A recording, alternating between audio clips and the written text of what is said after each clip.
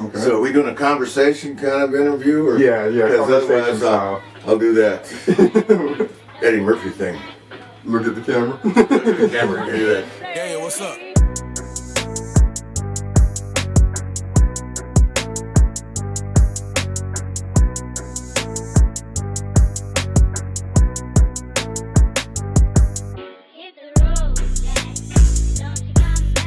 I got to do an interview.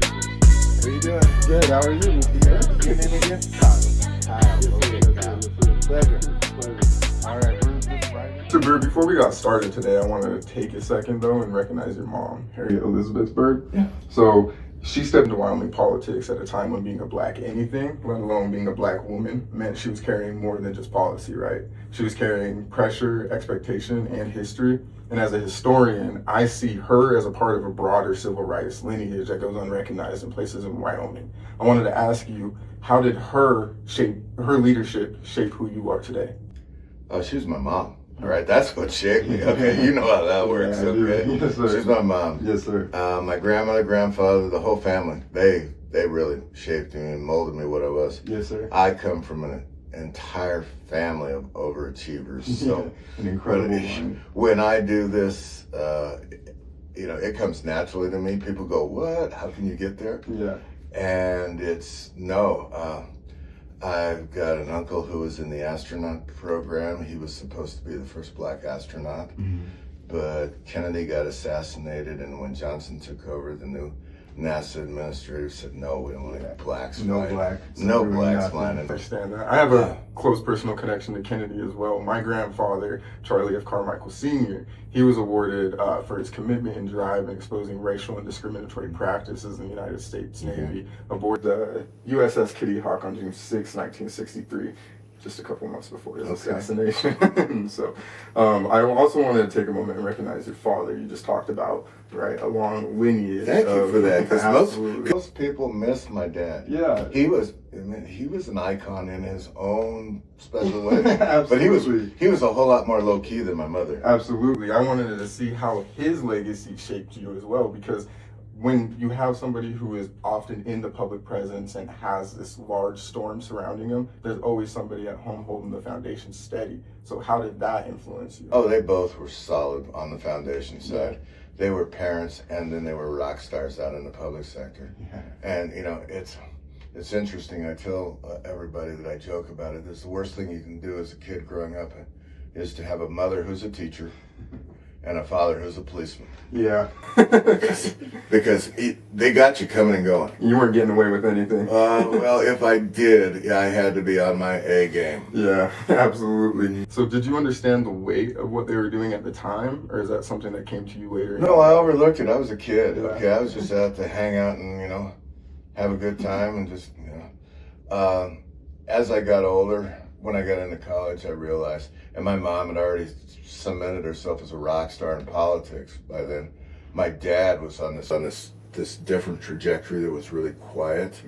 I don't know but he was actually nominated and confirmed as U.S. Marshal for the state of Wyoming. Wow, that's incredible. Yeah, That is incredible. Let that soak in for a minute. A black man is a state marshal, huh? Yeah, U.S. Marshal. U.S. Marshal. Sorry. Yeah, for the entire, and then Wyoming is considered the territory, and so his territory was the entire state. Wow, that's incredible.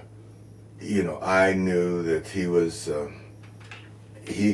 he would do all sorts of things in the law enforcement. He was involved in the chief of police's a national organization, Right. and he was on the executive board of that nationally. Right. And so, yeah, this guy from Cheyenne, Wyoming, is on the national board of the executive chief of police organization. Okay, It's those quiet victories that go unrecognized. He was pretty low key. Yeah. Wow. So for the people across Wyoming who may just be hearing the name James Byrd, who are you, and what life experiences led you to run for U.S. Senate at this moment? I grew up in Cheyenne. I am 4th or 5th generation Wyoming, somewhere. I think it's closer to 5. But family homestead, my mother's side of the family homesteaded north of Laramie, back when it was still a territory. We don't know exactly when. And that's because nobody cared when we showed up. Yeah, right. Was that along the borders of Empire, Wyoming, in that area down there? No, between Laramie and Bosler. Oh, okay, I got you now. So up on the north side. Oh, on the north side. I'm thinking Cheyenne. Yeah. Cheyenne's a different thing. Yeah. Cheyenne came later. Yeah. So I could give you the brief connecting dots there, the Okay, connecting tissues. My grandma's family's name is Smith. Okay. They came up from New Mexico. Okay. They were working for the university with Dr. Knight. One of them was a house mother over at the Pi-Fi house. Okay. The other two worked as nannies for Dr. Knight. Okay. My grandmother, Sudie, was in that group. And then there was Robert, who, with their own family, they were part of the homesteaders. Okay. He was a descendant of the homesteaders. And he found my grandmother, Sudie, and got sweet on Sudie. And this is a story I like to tell everybody. I pretty much think it's true, but we don't have any, everything's anecdotal. Yeah. But it's a great story. So anyway, Dr. Knight noticed that he was liking Sudie, and he said to him, well, Robert, you and Sudie going to get married. How are you going to support her? And he said, Dr. Knight, he says, I'm going to be a cowboy. Dr. Knight looked at him and said, there's no money in cowboying. You need to get an education and a real job. Yeah. So he took that to heart. That's good. He was enrolled in University Prep School. Now hold that for a second, okay? Yes, the time frame we're talking about. Yeah. University Prep School. He was enrolled there. Was this 1920? In the 18. 18. The teens. So he played football and basketball there. I think he probably played some baseball too. Mm-hmm. But when he graduated from there, because he only went to 8th grade, they were building a new high school in Cheyenne. And so he took it on himself to move to Cheyenne to go to high school and finish high school. Wow. And here's one of the coolest things. I'll show you a picture of his diploma. He graduated out of the first graduating class of Cheyenne High School. Incredible. A black man. Yeah. Incredible. Yeah, I'll show you this. It is cool. It's one of my prized possessions. Yeah, okay? that is amazing. And from then on, he got a job at the railroad, worked at the railroad forever. When he retired, he was the supervisor of the wheel shop. That's where they actually used to put train things together. Yeah. Engineer, he had all these engineering and metal shop tools that he used to work for. So he was a supervisor over there, which is a big deal. Incredible man. Yeah. Oh, yeah. Very incredible man. He was another very quiet. He was a big guy because he boxed in high school too. Wow. And he was a big guy. Jack of all trades. But he was very oriented into the community. Okay. So, and this is where that community service part comes. Mm-hmm. He was a member of the Lions Club. He was a member of the Rotary Club. He was a member of Kiwanis. Wow. Let me see. He was a Mason. Wow. Okay. Wow. That's Also, great. so all of those things, then holding down a job, raising a family, and getting it right. Yeah. My grandmother was a pastry chef, and she worked at the country club for a while. And she actually, in the beginning, she made box lunches for the people who would come through Cheyenne on the train, and they would sell box lunches to all the people who were on the train. So she did that for a while, then she got worked out at the country club. Wow. But after she left there, she had a following that was like one of those things you'd see on the Food Network. People would call her all the time and say, Mrs. Roan, we need a dozen of your dinner rolls, or 2 dozen of this, and that. And she was making cakes. She had this cottage industry. Wow. But her claim to fame was, if you were down and out and you were in Cheyenne, even if you were just passing through, the word was around that if you needed something, go knock on Miss Roan's back door and she'll take care of you. That's amazing. And she would make, because I sat in her kitchen and watched her do this all the time after school. She'd make a couple sandwiches and put them in a bag with chips and a drink. So community is foundational, not only to you as a person, but to your entire bloodline as a whole. Yeah. The whole family has stories like this that go on and on. I come from a family full of teachers and librarians and public servants. What do you think that Wyoming voters misunderstand about you the most right now? That I'm a Democrat, and they think they want to attach me. They want to attach me with these Democratic things that they see on the 5 o'clock news. Right. Or they hear, hear the streaming things like you get going on. But that couldn't be farther from the truth, because I grew up in Wyoming. Right. So that's my imprint, okay? Mhm. My values and my core Wyoming pieces first. are right there, are Wyoming. I mean, you know, it's like, see, I even got the shirt on today, right? It's a ride for the brand, dude. But I joke about that, but I'm serious about it. That's, and I could tell these things because I have family. Like, I tell the story about going back and spending some time with my cousins in Massachusetts, in Springfield. Okay. Sitting around family dinner, talking over the table, a little bit of politics, and they all just got really quiet. Yeah. And one of them had the guts to tell me, said, "You're out there, you're farther right than the crazy Republicans we got in the State House here." Wow. And I looked at him and I said, "Well, they call me a liberal in Wyoming." Exactly. But I am naturally just a little bit to the conservative side. And I feel good in that position. I think all people naturally growing up, were born and raised in Wyoming, are on that conservative side. We like to uphold our values and uphold our core tendencies that we have here as a state. But within that doesn't mean that we have to sacrifice civil rights in the process. Well, I grew up in that transitional period, okay? And I can tell you, that was the first time. My family insulated me from a lot of things, because we used to go, my grandfather working for the railroad meant my grandmother had a rail pass. And since we were all under like 12 or whatever it was, we got to ride for free. So every holiday, they threw us on the train and we'd go visit relatives all over the country. The weirdest trips were the trips down to Alabama and Kansas City. Because when you get to Manhattan, Kansas, which is a very significant place, even back in the 70s, 60s and 70s, we would go from having to sit in these very nice railroad cars to having to pick up everything we had and change into a railroad car that looked like it had just been bombed out. Yeah. And there were the drinking fountains that had the signs on them, whites only and stuff like that. Yes, sir. I remember my grandmother's telling, this is why my grandmother, and I found out this is what minorities, black families, when they go on car trips, because we go on car trips all the time. Road trips. You know, grandma would pack this cooler full of food. Yeah. It all started to hit me all at once. The reason they packed this cooler of food, they couldn't eat at restaurants. They'd pull off to the side of the road in the rest area, and they'd make it like a picnic. The kids, you know, I loved it. Run around and crazy, you know, have all sorts of food, everything, and then get back in the car. Grandma was reading the green book on trips for you guys. Absolutely. But see, they were shielding us from this. And when, I think it was in college, and I was driving down the road, and it just hit me like, dang.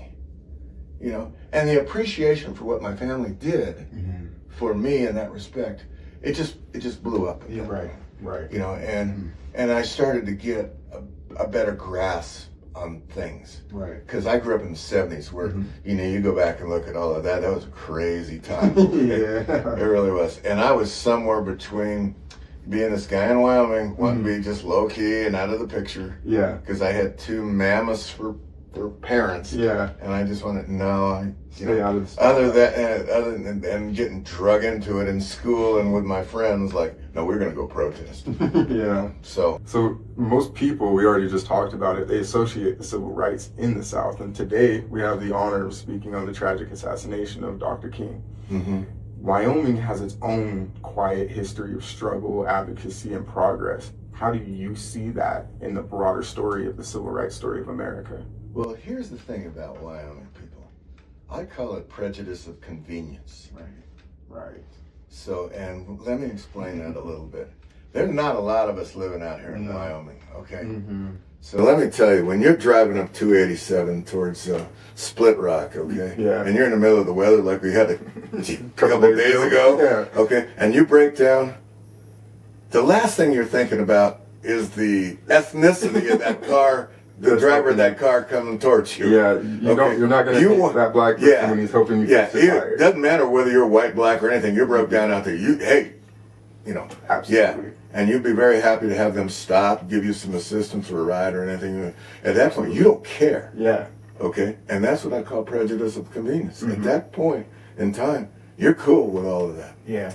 And even if you live and you've got a black neighbor, a Hispanic neighbor, or something like that, you're buds. You're, having barbecues together. Absolutely. Until your cousin from Arkansas shows up and he says, hey, Bob, my cousin from Arkansas is going to be here for a few weeks, so, just kind of keep it on the down low. How many times were you told that growing up? Not me. Not me directly, but I could see people talking. They would say, oh yeah, I've got relatives and they're from South Texas. Yeah. And and I'm going, okay, so I got relatives in Texas. No, these people are from Texas. They're Texas. It's like they emphasis on the Texas part. And you're going, oh, winky wink, okay. Yeah. So you and I are not going to be hanging out for a while. I'll see you next month. Yeah. And it's like, and then when they come back over, it says, oh, so you didn't introduce me to your relatives, and he goes, well, they're from Texas. Yeah. Or they're from Arkansas. Exactly. They don't come right out and tell you that, but they're your friends. But when it's uncomfortable for them, they're going to do like a snail. They're going to recoil back into that shell because they don't want grief from the rest of the family and all of that. Right. And if you can understand that, have a little bit of give and take there. Yeah, lead with empathy. Yeah. Yeah. But that's one of the things that I saw a lot. Growing up. So Wyoming is facing an economic shift of population changes, questions about its long-term direction. And what do you believe is the biggest challenge we face over the next 10 years? We need leadership. Yeah? Yeah.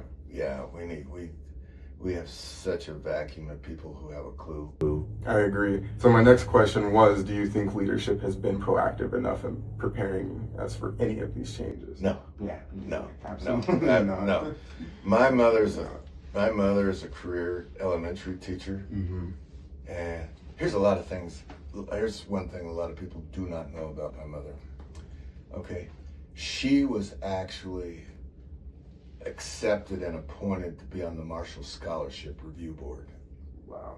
Yeah, that is serious. Yeah. That's very serious. That is such a high level scholarship that in my entire life I've only known one person from the University of Wyoming who's qualified for an interview. Yeah. She was on the review board. They used to, yeah.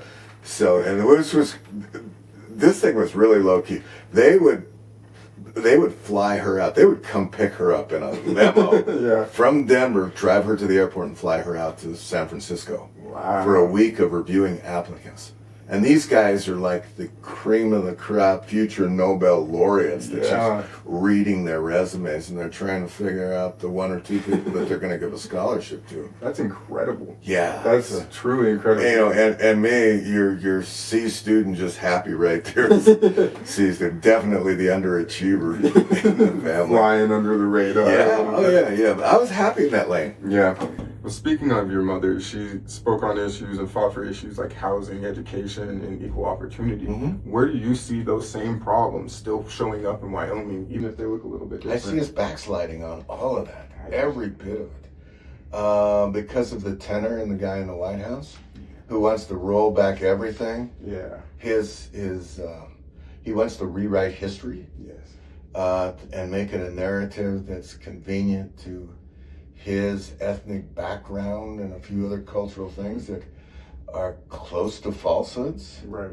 Not some of them actually are not true narratives, but so when you have a person up at that level, that kind of disseminates throughout the culture and throughout the country, because back then you set the president of the country as that person is. This is what you want to model. How many times were you growing up? You need to act like him. You need to be, like him, righteous and all of those things. The first president I had was Barack Obama that I remember growing up. So I heard it expeditiously that this is black excellence. This is the model figure you need to follow. Right, and not just black excellence as a human being. Okay. Now I don't see anybody telling their kids, you need to grow up and act like him. I hope nobody's telling their kids to grow up. Please, you and me both, all right? Yesterday, I heard your interview with Al Harris, and I heard you say something that I just wanted to reiterate and thank you for on behalf of my daughters. We are two men we should have no conversation and have no if and or say on what women do with their reproductive health. Yeah. So within saying that, I wanted to say, other than abortion, what does modern civil rights look like today in Wyoming? How can grassroots organizations and grassroots advocates fight effectively? So first thing, we go back to that when I say prejudice of convenience. That is your starting point, because you have that common ground. Those guys will sit down and have coffee with you until their buddies show up. You know, the redneck with a 4x4 and the stars and bars in the back window. Then they'll go, oh, I gotta, get up, and then they'll go sit with them. And I've had a lot of conversations. What you do is you say, hey, I'll come sit with you at the table. Yes, sir. Okay? And you do those sort of, it's the quiet things. It's like Dr. King said, we want nonviolence, and we just want to move it slowly forward. Absolutely. Within your comfort zone. Don't want to cram down on you. Okay? Yeah, absolutely, right. We have to, as we're sitting here and we talk about preaching nonviolence, if we believe in democracy and we believe in America and the core values, we have to further reinstate. We have to stay on this nonviolent path towards prosperity as a country. You've got the two core documents. You've got, if you're Christian, you've got the Ten Commandments, and you've got the Constitution. And if you read either one of those, and even modestly understand what it's about, it's basically about, hey, love your neighbor and help them out. We're all in this together. Absolutely. And so when we work together, it's the sum of the parts are greater than the whole. So if you work as individuals, you can get things done, but if you work together, the heights and the expectations you can achieve are beyond your comprehension. Absolutely. And those are the things that we learned back in the 70s. That's why when we put most of that racial tension calmed down and we started working together, we put people on the moon. Yeah. We got, technology going. We blew it up, and the whole world was chasing us. We did amazing. Yeah, amazing. Because we decided that we were going to work together. This is, as a culture, as Americans, I'm going to respect you for what you are. Absolutely. If you're a knothead, I'm going to push you to the side. Okay? But otherwise, we're going to work together. Everybody brings something of value to the table. Just have to figure out what that value is. Yes, sir. And then leverage that and make that part of the whole movement.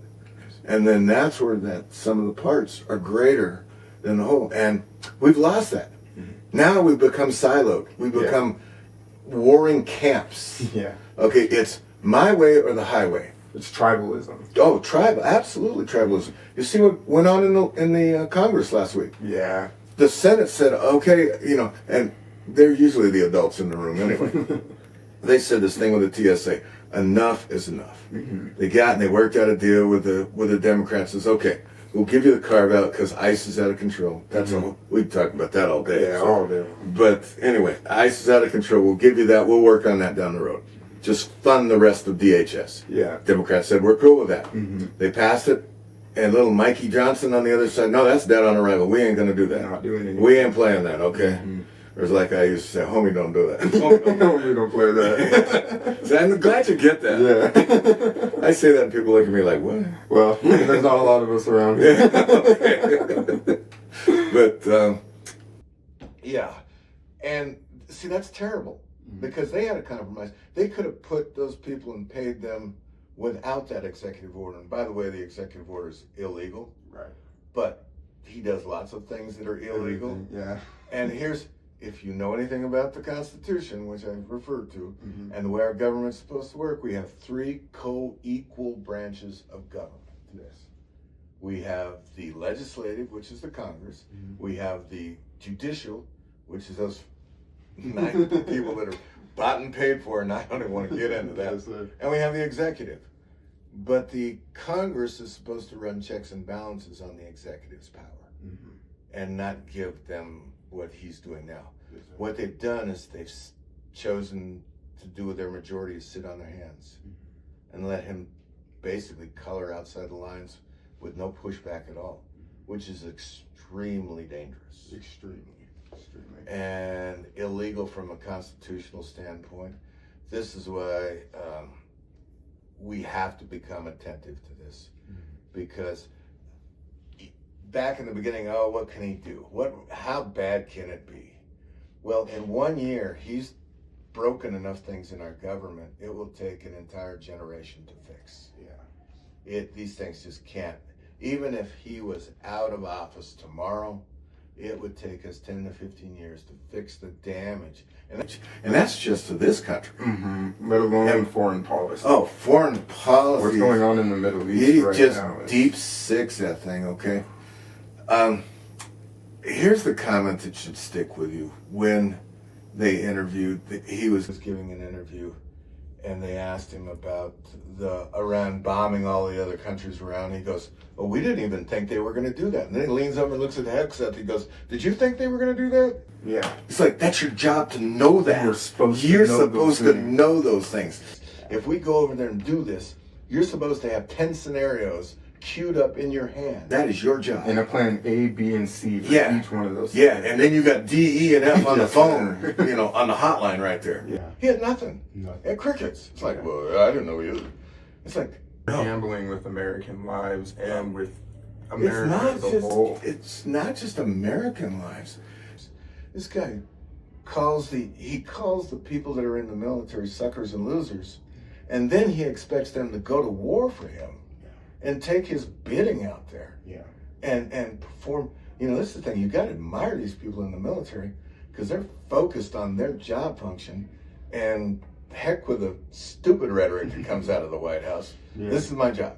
They took an oath to us, not they took an oath to the Constitution. Yes. Okay, and that's very important. Yeah. They did not take an oath to the presidency or the Congress. They took an oath to defend the Constitution. Which he is not. Yeah, and it's really important that you make that distinction, because he thinks that it's his private army. Yes, sir. He thinks that ICE is his private police force.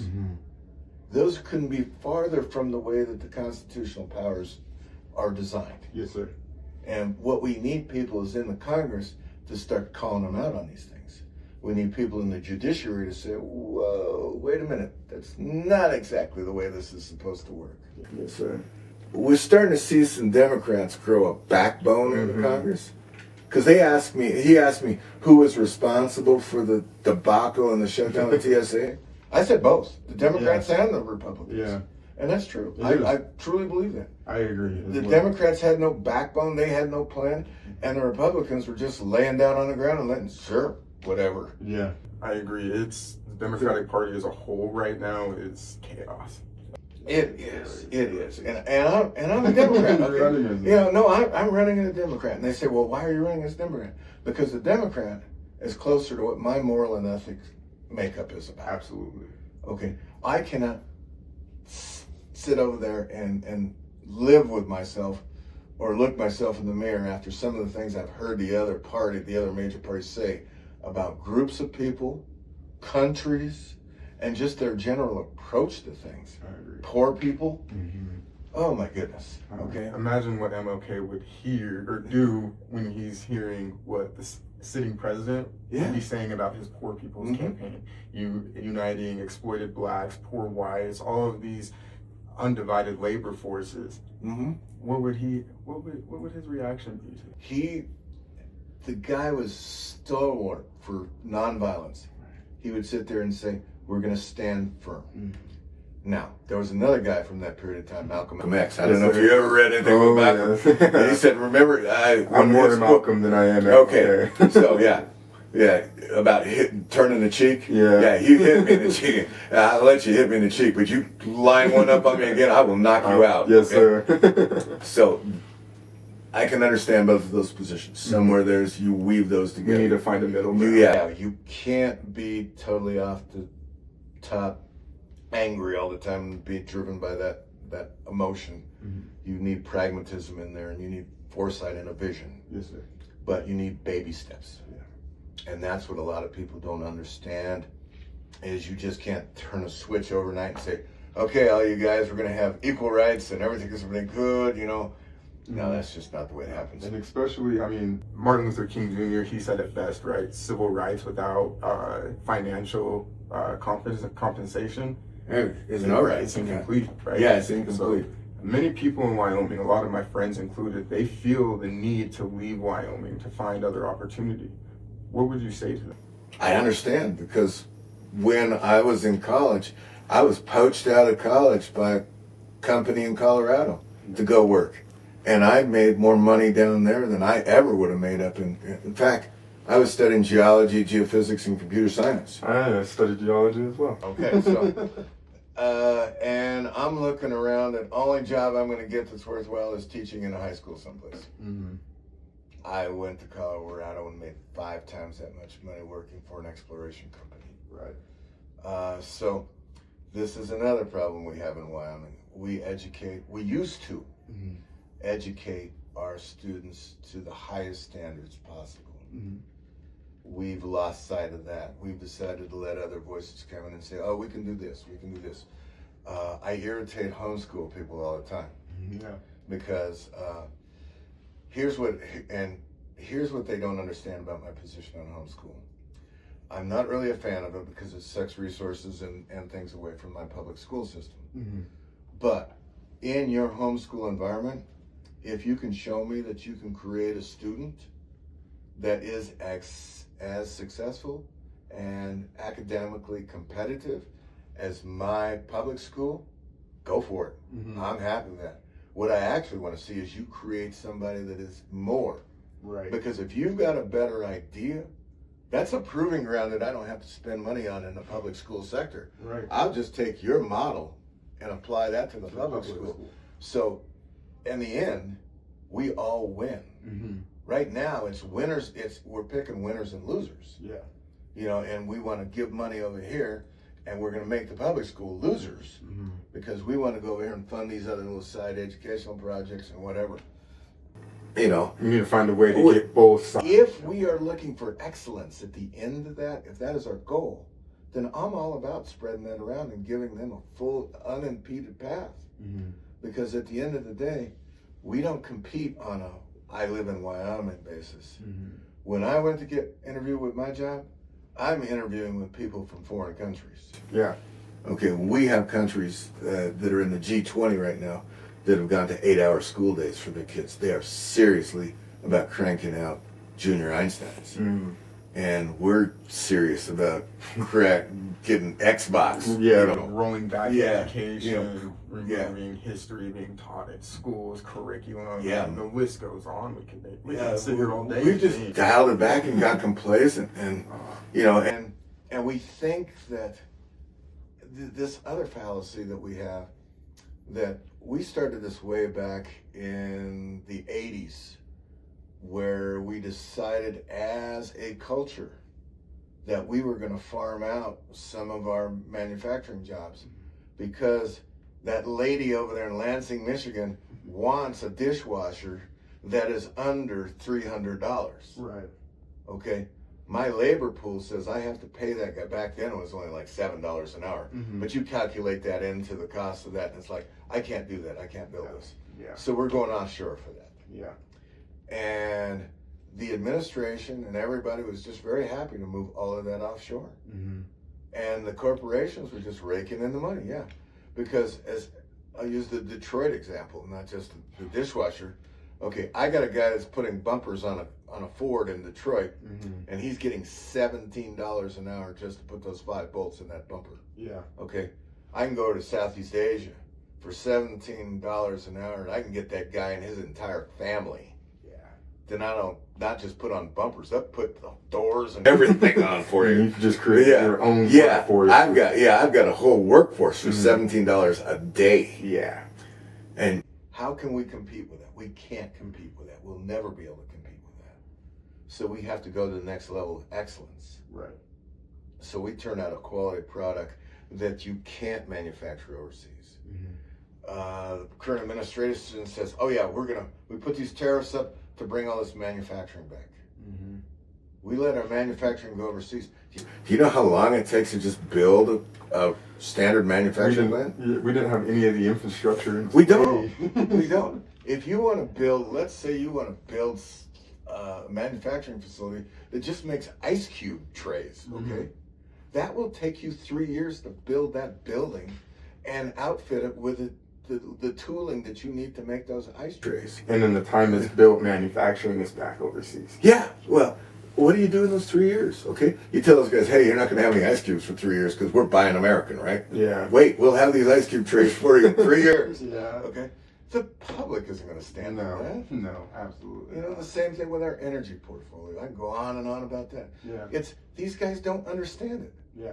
Because they came from this level of society where they're all the Silicon Valley bros and the hedge fund bros and the Beltway bros. Yeah. They've never had to work a real day in their life. They wouldn't even know what to do with a garden hoe or a shovel. Yeah. Okay, and do real work. Yeah. So, everything's been handed to them, and they've been able to. They don't understand it. You know, they have a flat tire. They call their valet, who calls AAA, to come out and do it. They don't even know how to call AAA. Yeah, exactly. So this is the environment they're from, and these people are telling us, "Oh yeah, we're going to recreate manufacturing jobs here." I listen to Scott Besson on the TV, and I'm going, "This guy is just a spoon-fed country club." Saying all the right things, right, for his constituents. He's saying for his constituent of one. Okay. Yeah. Okay, and his bros. Yeah. That are out there listening to him because those are his bros that are investing money. Yeah. And you watch them. The only thing they are interested in is the stock price. And the reason we're having cold feet about Iran right now, as you said, that major leagues stock dip. Yeah. Solid money. Yeah. And all those bros are calling the White House going, yeah, you know what? Hey, my 401k just took a huge hit. Right. Okay, I'm not going to be able to buy that boating park at next to Bezos. So right.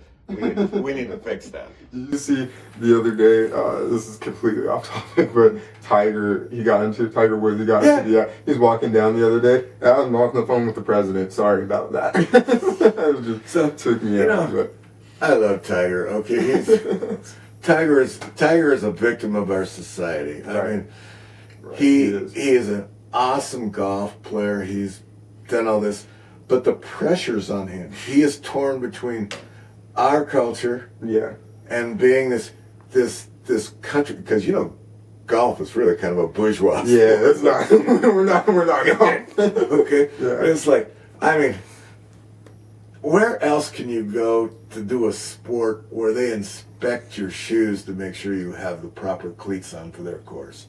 Right. It's like, I remember playing a course one time in Vegas where a friend of mine, he worked for the liquor distributor out there, and so they had a membership in one of those country clubs out there. And I seriously had to buy a whole new set of cleats for my golf shoes because the cleats that I had on there did not meet their course specifications. Oh, and also dress code. Oh yeah, the dress code. I'm from Wyoming, jeans, and we golf in jeans. Yeah, we golf in jeans here. No, khakis was the bottom bare acceptable. Okay. Yeah. And a golf shirt. Yeah. And and if you didn't have it, they'd sell it to you in the golf shirt. In the brochure. $80 for a polo. Shoot. No, $80 was what you get for the glove. Oh, yeah. The one golf glove. Okay. Other Mike Jack in it. Yeah. So Tiger being in the sport, and watching him sell it, and he just killed it. Right. But all of this got inside his head. Okay. Too much expectations. And you've got people like Jim Nantz out there telling everybody that it's Tiger Woods and he's gonna, this is a really tough putt. You like to just walk over and take the microphone out of him. Damn, leave him alone. Will you leave me alone? I miss putts every once in a while. Yeah. So there's a growing divide between the younger generations and the older generations in Wyoming, right? How do you think we bridge that? Sitting down with them. I agree. Sitting down. I mean, this sounds really trite, but you have a Pepsi or a Coke over a table and a burger and some fries. Should have went and got one of those beers last time that you paid. That I didn't know. Like I said, I got people in the event walking up to me going, "Hey, thanks for the beer," and I'm going, "Sure." And they're like, until later when I went to close out, I was like, 3 cream sodas, $200. I was like, yeah. But I didn't, I still tipped the guy, okay? Yeah. I was not feeling bad about it. He's like, all right, we had a miscommunication there. Note to self, never let this happen. Right, so. Attention to details. But back to your question. Mm-hmm. Young people. Yes, sir. It's like, you got to talk to them, okay? You've got daughters. They're going to grow up. Yes, sir. You sit down and talk to them. You know what I found out is a wonderful thing as a parent? I used to read to my kids every day. Mm-hmm. Sit down and read to them. Yeah. Tell them their favorite book, okay? And my daughter used to bring me the same dang book Every every day. night. Okay, you're gonna get, so back when my daughter was growing up and my youngest son was growing up, the other 2, when I got married, 2 came with the marriage and they were a little bit older, Mm-hmm. but all of them, okay. I know every line in the movie Aladdin Yeah. by heart. And Little Mermaid, I just cringe when Little Mermaid stuff just, Yeah.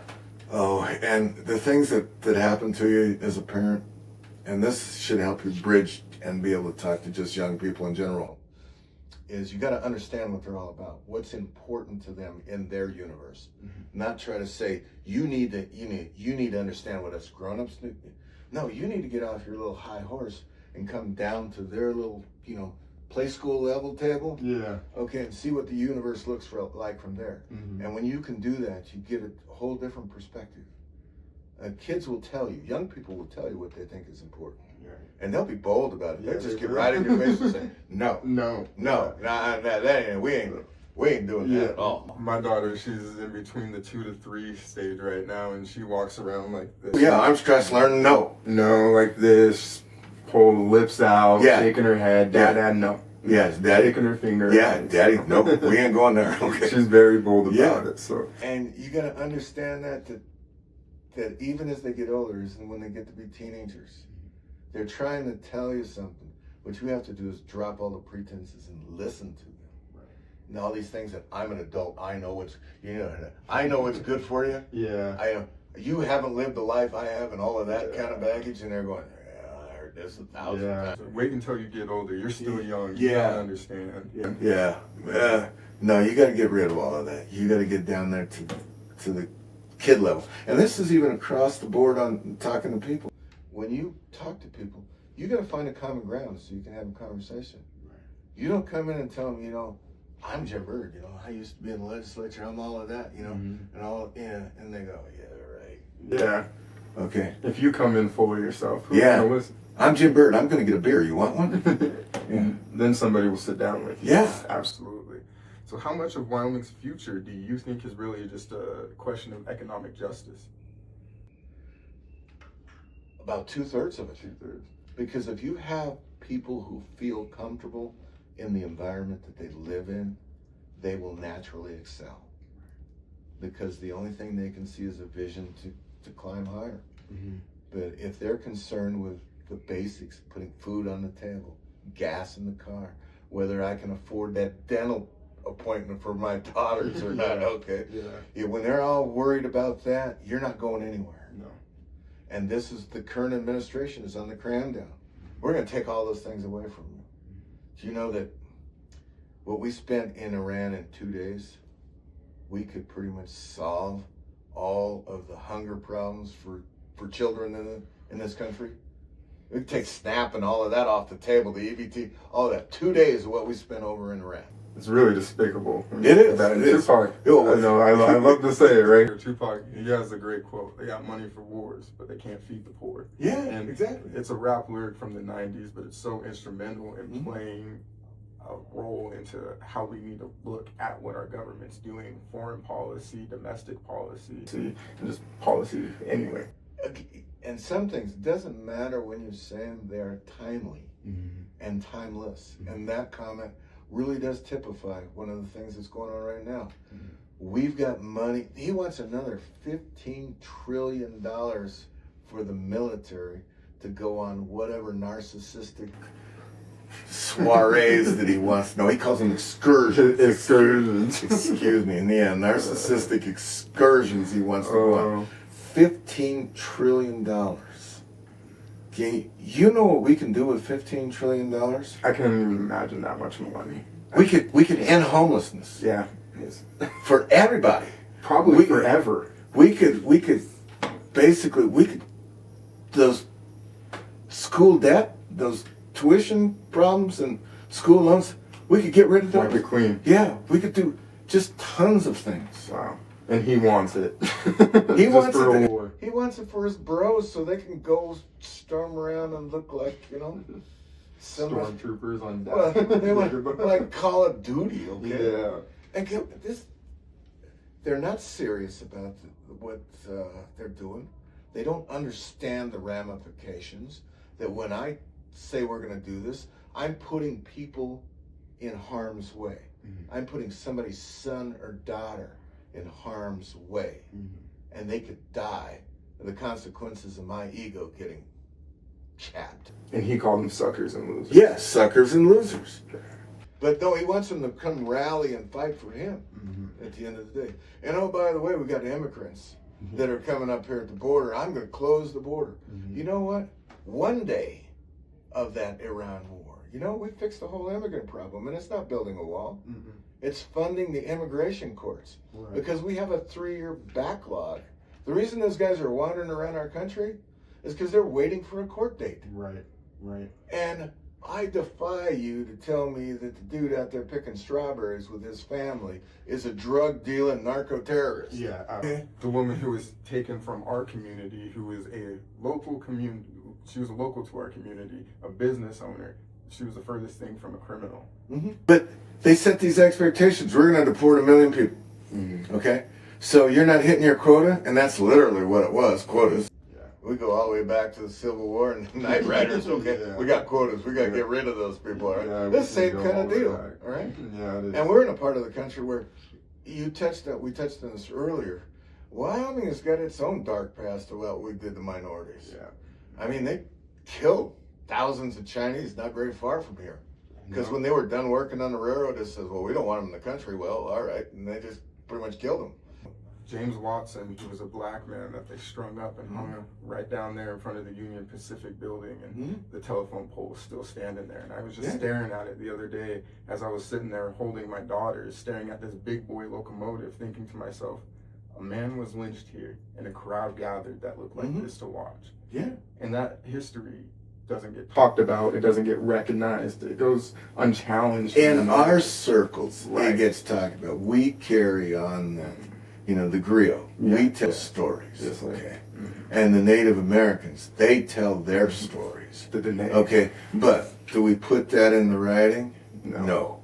I mean, till recently, 2 examples. One, the code talkers. The Native Americans that actually helped us win the war. Yeah. Because the Nazis could never figure out what that secret code was they were talking on. It was just basically Navajo. It was Navajo. They were talking Navajo on the radios, and just blew the Nazis' minds. They couldn't figure that out. The other were the red tips. I mean, those generals in the Army Air Corps told them that black people were not smart enough to fly planes. And guess what they did? Oh, in the European theater, those white bomber pilots, they specifically asked for escorts from the Red Tails. Yeah. Because they knew when they showed up, it was on, buddy. Yeah. And we were getting through. It was. And back to my grandfather's legacy, he was a radar man on the Kitty Hawk through the Cold War. Okay. So a black man was protecting us from Soviet missiles and incoming threats on radar screens during the height of the civil rights movement, when they said black people weren't any of these things. But yet, the government was still following. Yeah, down there in your bunker, you and I are equals. Yeah. When we go up to the mess hall, you got to eat over there. Because it was still segregated back at that time. Absolutely. You got to eat on that side of the mess hall. Okay? But down in the bunker, oh no, you my buddy. We're working like this. Yeah. And see, that's that prejudice of convenience. We got to get past that, okay? If you're good enough that I'm trusting you to help us keep the country safe down in a bunker someplace, I should be able to sit across the same table from you and have lunch. Absolutely. So what do you think leaders should be doing to encourage more people to engage in the political process? Explore our individual ethnic pasts. You weave those together as the tapestry that we were headed for, because there's more strength when we work together and you weave in all of those differentials like that. It becomes almost impenetrable. I agree. Unity. Yeah, the unity portion of that. But when you pull those threads out and you segregate those threads out, the whole foundation becomes weaker. And so that's what we need to do, and we need to start that down in the public schools. We need to start that in the government. Our discourse in the government is just,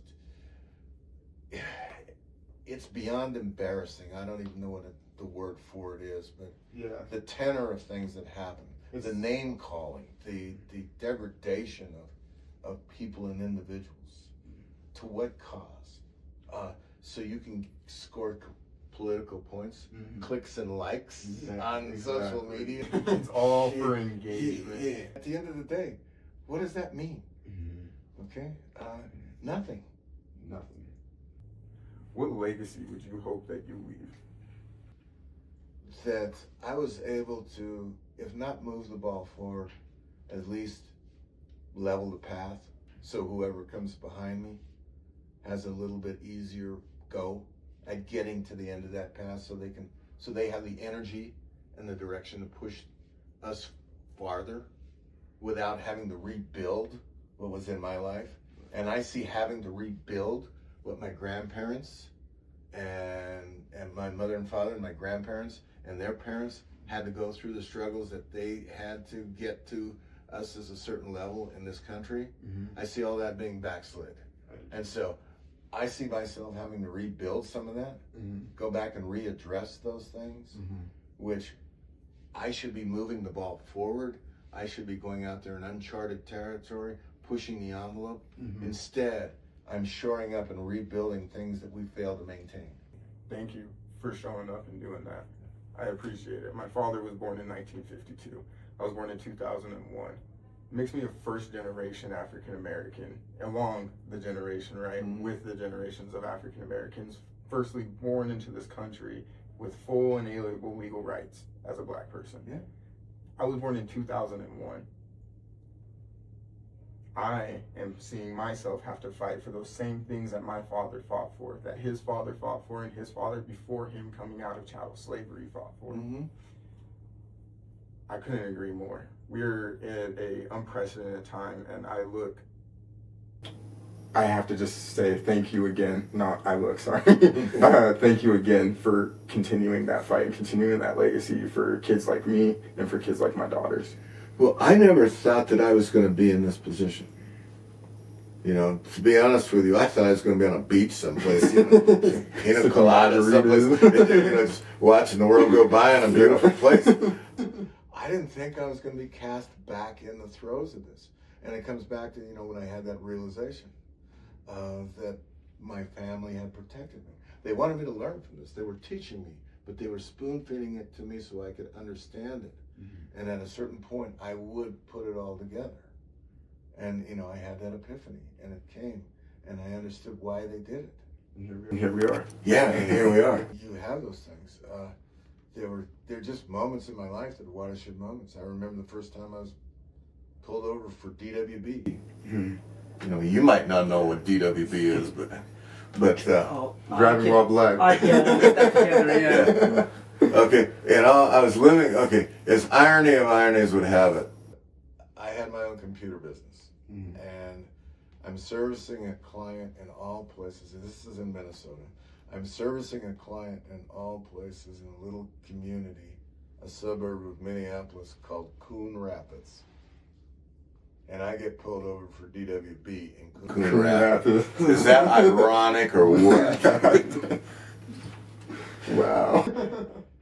And I actually didn't even know I was getting pulled over for DWB until I got pulled out of I got out of the truck, and then I did all the sidewalk aerobics and everything like that. And then the guy said, all right, I guess I can let you go. And he hops in a squad car and drives off. And I'm standing there on the side of the interstate going, what just happened here? Driving while black. Yeah. That's our reality. And So I take those things and I just process them and I move on. As I could have. We have to learn to compartmentalize them, right? Just as black men, black people in general. We have to learn to And if your parents, as a minority, there's some things that just the Caucasian and the white people just don't understand. I'm sure when you were growing up, your grandmother or your one of those ladies, and even a neighbor at the church, she said, "We don't do that." Yeah, we don't do that. We don't do that. You don't do that. You don't do that. Okay? We don't. Yeah. And that was meant you being a black person. You don't do that. I find myself telling my daughters that, and I'm like, well, how come they get to do that? You don't do that. Yeah, exactly. Just cause. Someday you might understand, maybe you won't, but right now, you don't. Yeah, you don't do that. Just go with it. If there's one message that you had to Wyoming voters and just voters as a whole in this nation right now at this unprecedented time, what would that be?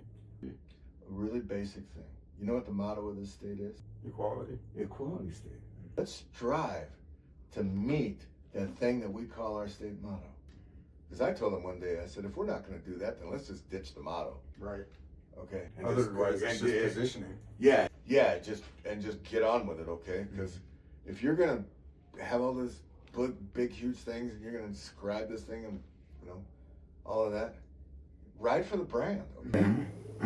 Otherwise, Be Wyoming through. Yeah, don't give me all these false pretenses about how you're going to rise to this level, and you have no intention of meeting those standards. Be honest with yourself. Be honest with the rest of it. I can deal with it. Okay. If you're going to be a lowlife, I can deal with it. I can compartmentalize that and deal with it. Okay. But don't come and be functioning with the rest of us. Yeah. Don't come out and put all these false pretenses about you going to be this when actually you really working down here. Yes, sir. Yes, sir. Well, thank you, Mr. Byrd. I appreciate your time today. Well, thank you, and thank you guys for the time.